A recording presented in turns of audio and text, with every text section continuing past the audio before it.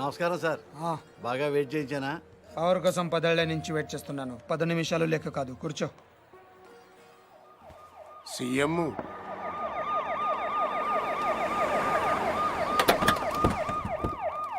ఈసారి కూడా ఈయనే వస్తాడంటున్నారు. రాకూడదు. పదవి లేని పొలిటీషియన్ అంటే మొగడలోని ఆడదానితో సమానం ఫరూక్. జీ ప్రతివాడు ఈలేసిస్తాడు. జీ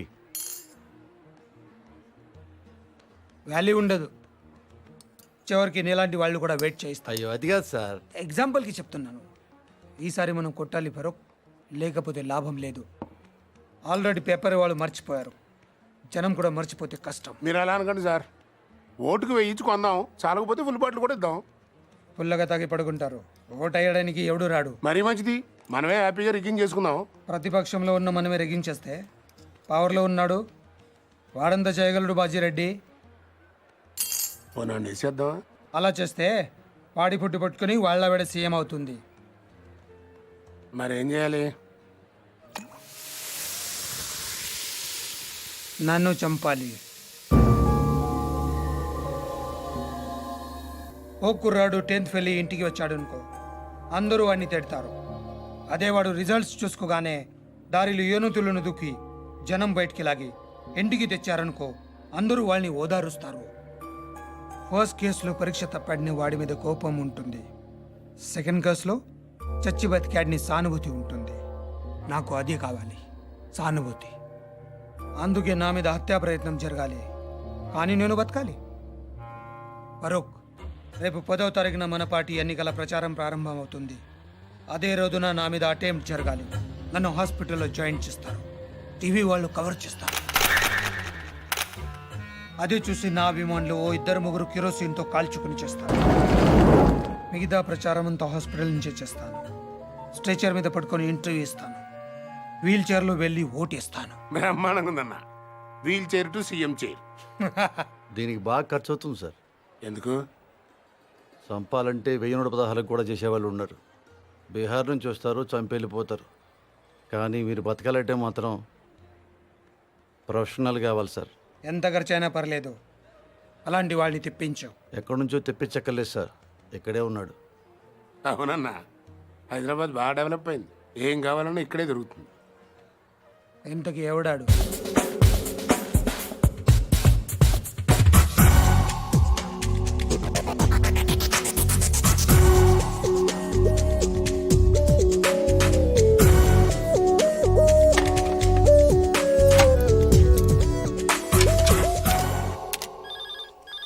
అదే నియోజకవర్గాన్ని మనం ఉన్నారు సార్. సార్ ఫోన్ హ్మ్? మీకే సార్. హలో, ఎవరు? ఫరూక్ మీతో మాట్లాడమని చెప్పాడు. ఒక నిమిషం చూడు. హలో, నేను బాజిరెడ్డిని చెప్పమ్మా. ఫోన్ శివారెడ్డికి ఇవ్వండి. నాకు చెప్తే శివారెడ్డి చెప్పినట్టే. మిమ్మల్ని కాలిస్తే ఆయన కాల్చినట్టేనా? జోకులు బాగా వేస్తావే. గన్ను కూడా బాగా కాలుస్తాను. మనకు కావాల్సింది కూడా అదేలేమ్మా.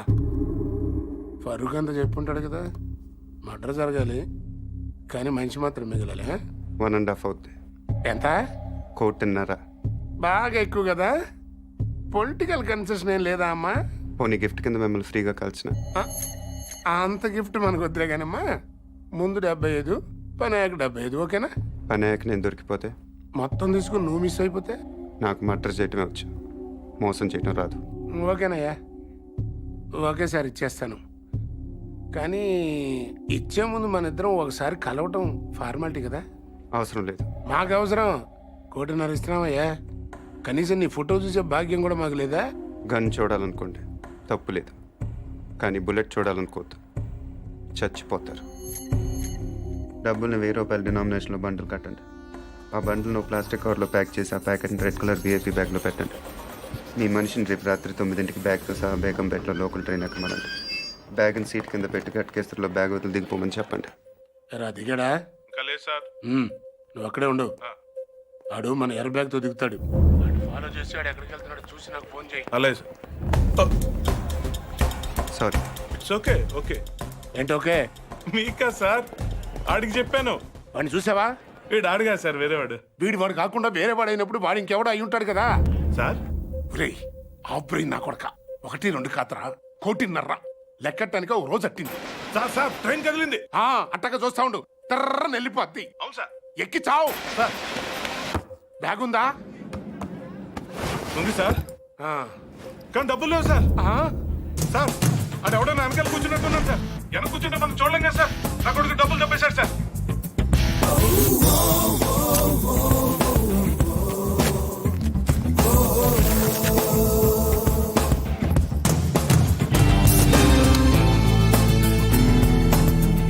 నువ్వేం చేస్తున్నా? పేపర్ చదువుతున్నావా?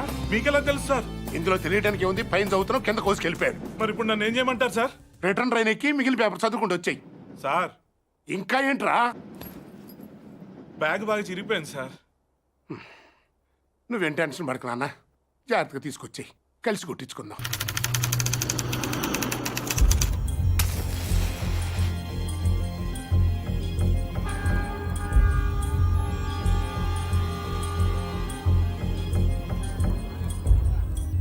నేను ఆ బిల్డింగ్లో ఉంటాను, 9th ఫ్లోర్.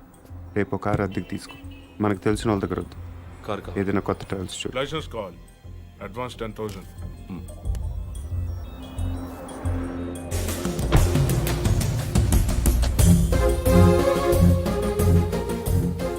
ఎల్లుండి మార్నింగ్ 10:30కి మీటింగ్ స్టార్ట్ అవుతుంది. నువ్వు ఆ బిల్డింగ్ పక్కనే ఉన్న రోడ్లో వెయిట్ చేయి.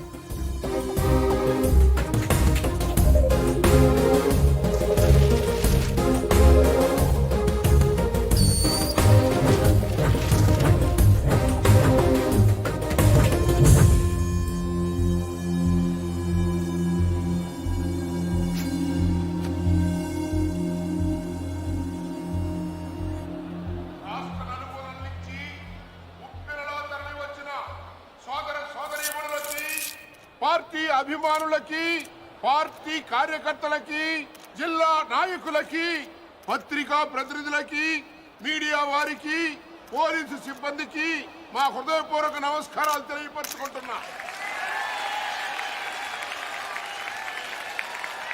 ప్రస్తుతం అధికారంలో ఉన్న పార్టీ మీద మీరు ఎంత అసంతృప్తితో ఉన్నారో మాకు బాగా తెలుసు.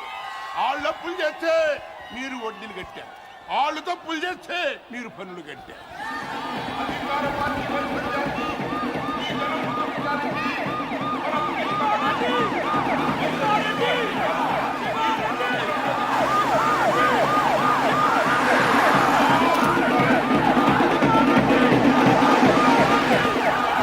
మళ్ళీ శివారెడ్డి గారు ఈ వేదిక మించి సంఖముతున్నారని మీ అందరికీ మనవి చేస్తున్నాను.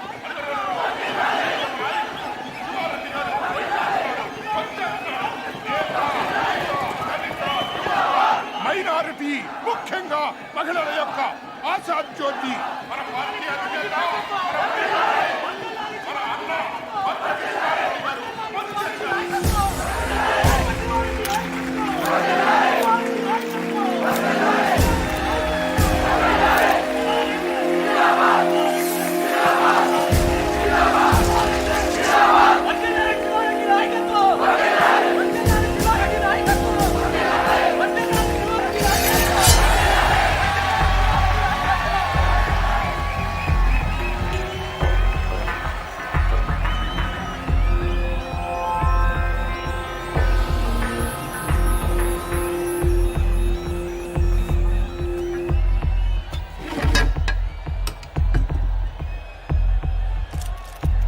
నాన్నగారి కోసం మీరేం చేస్తారు?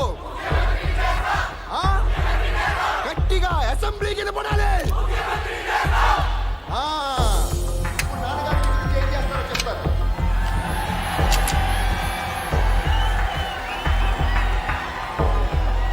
ఈరోజు నాకు హైదరాబాద్లో 2 హుసేన్ సాగర్లు కనిపిస్తున్నాయి.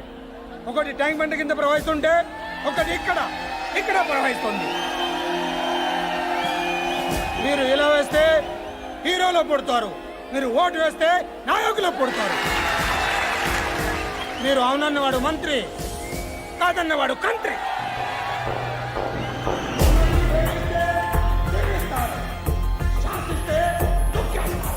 మీ పేరు జనం, అసలు పేరు ప్రభంజనం. అలాంటి మీరు ఇంతమంది తమ్ముళ్ళు, చెల్లెళ్ళు, అభిమానులు మీరందరూ నాకు తోడుగా ఉండగా నన్నెవరు ఏం చేయలేరు. ఈ ఆఫీస్లో ఉన్నంత వరకు నన్నెవరు ఏం చేయలేరు. నన్నెవరు ఏం చేయలేరు.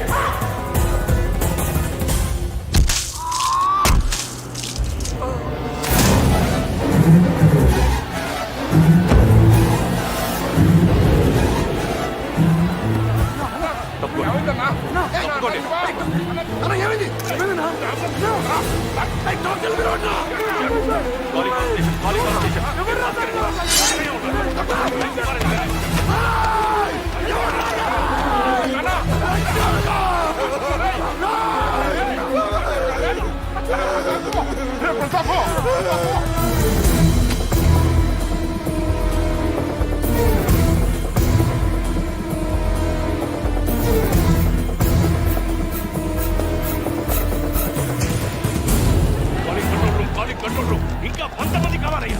ఇమీడియట్ గా పంపించండి. కుమార్ నార్త్ బ్లాక్ క్లోజ్ చేయండి.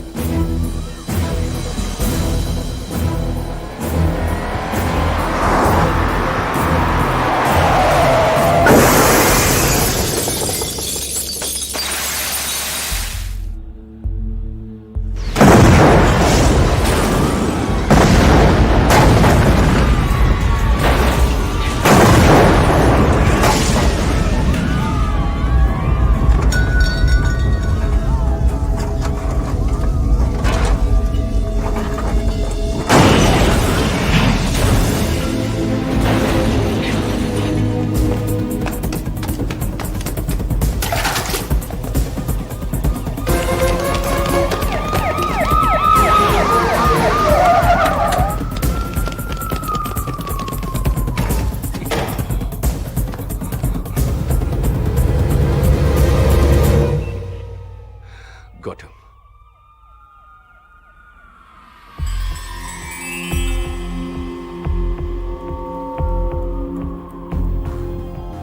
బిల్డింగ్ కింద 200 మంది పోలీసులు ఉన్నారు. వెనకాల గ్రౌండ్లో 1,00,000 మంది జనం ఉన్నారు. నీకు ఇప్పుడు 2 ఆప్షన్స్ ఉన్నాయి. దిగి రావాలి, లేకపోతే దూకి చావాలి. నీకేం కావాలి?